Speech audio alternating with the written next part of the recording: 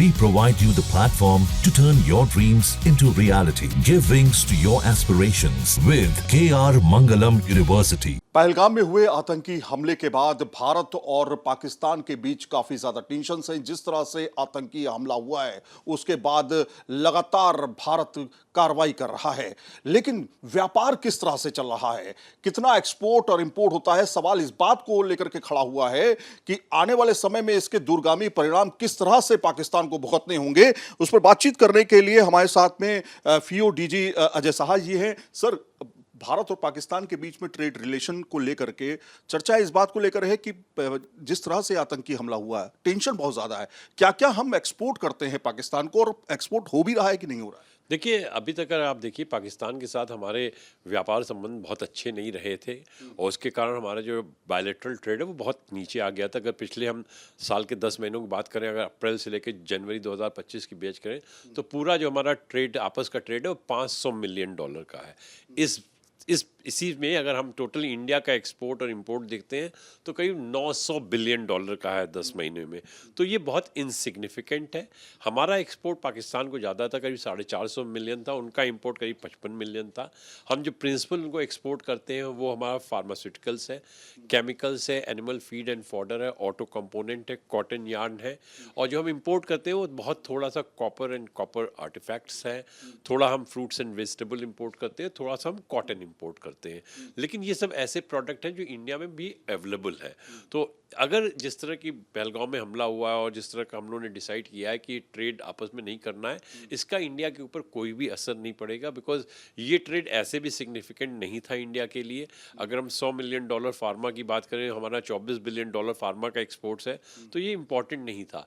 लेकिन पाकिस्तान के लिए थोड़ा जरूर एक चुनौती बनेगी, क्योंकि अगर भारत फार्मास्यूटिकल नहीं ले रहा है, वो फार्मास्यूटिकल अगर यूरोप से लेता है तो उसकी कॉस्ट बहुत बढ़ जाएगी। अगर फार्मास्यूटिकल और किसी कंट्री से भी आता है तो फ्रेट कॉस्ट भी बहुत बढ़ जाएगी। तो पाकिस्तान की इकॉनमी में क्योंकि हमारा एक्सपोर्ट का ही $450 मिलियन का, उनकी इकॉनमी छोटी, ज़्यादा फर्क पड़ेगा। हमारे ऊपर कोई फ़र्क नहीं पड़ता। हम अगर 450 बिलियन का एक्सपोर्ट करते हैं तो 450 मिलियन से हमारे ऊपर कोई भी फ़र्क नहीं आएगा। अच्छा, इसको थोड़ा सा एग्जाम्पल के तौर पे समझते हैं कि मान लीजिए कोई टैबलेट है 10 रुपए की, वो भारत से 10 रुपए में लेता है, तो आने वाले समय में उसको जो दूसरे देशों से उसको थर्ड पार्टी के तौर पे खरीदनी पड़ेगी, तो वो कितनी उसकी कॉस्ट बढ़ने की उम्मीद है? अलग प्रोडक्ट के लिए होगा, बट जनरली अगर हम फार्मा में देखें, हम इंडिया में वैल्यू वाइज सबसे ज़्यादा कॉम्पिटिटिव कंट्री है, सबसे कम में देते, सबसे कम प्राइस में देते हैं, इसीलिए इंडियन फार्मा हर जगह जाता है। अगर हमारी जनरल प्राइसेस को, अगर यूरोपियन प्राइसेस को कंपेयर करीब 4 गुना फ़र्क तो है ही है। कुछ प्रोडक्ट में हो सकता है 10 गुना फ़र्क भी हो। तो अगर उसको $1 में सप्लाई कर रहे हैं, तो वो उनको अगर यूरोप से लेना होगा $4 प्लस होगा, तो इसका कंज्यूमर को खामियाजा भुगतना पड़ेगा। इसका मतलब यह है कि पाकिस्तान की अर्थव्यवस्था जो पहले से डगमगाई हुई थी, आने वाले समय में अगर भारत से के साथ, चूंकि बिल्कुल इस तरह की हरकत करने के बाद तो बिल्कुल भी ट्रेड नहीं होगा, लेकिन इस तरह की हरकत करने के बाद अर्थव्यवस्था और खराब होगी। नहीं, बिल्कुल अर्थव्यवस्था ज़्यादा खराब होगी। आप ऐसे ही इकॉनमी आपकी अच्छी नहीं कर रही थी, इंडिया से कुछ रॉ मटेरियल लेके आप उसको फिनिश कर रहे थे, वो भी ऑप्शन नहीं हो गया। कुछ एसेंशियल प्रोडक्ट आप इंडिया से ले रहे थे, वो भी आप नहीं ले सकते, उसको आपको नॉर्मल दूसरे कंट्री से लेके आना होगा, जहाँ कॉस्ट ज़्यादा होगी, कंज्यूमर के ज़्यादा खर्च करना पड़ेगा, इन्फ्लेशन पे उसका असर पड़ेगा। तो बिल्कुल दूरगामी प्रयास उसके जो होंगे परिणाम, वो अर्थव्यवस्था पे अच्छे नहीं होंगे। एक बयान आया था पाकिस्तान की तरफ से, उसने कहा था कि हम भारत के साथ द्विपक्षीय ट्रेड समझौता पूरी तरीके से बंद करते हैं, ऐसा कह रहे थे। लग रहा था कि बहुत ज्यादा असर पड़ेगा भारत को, है ना?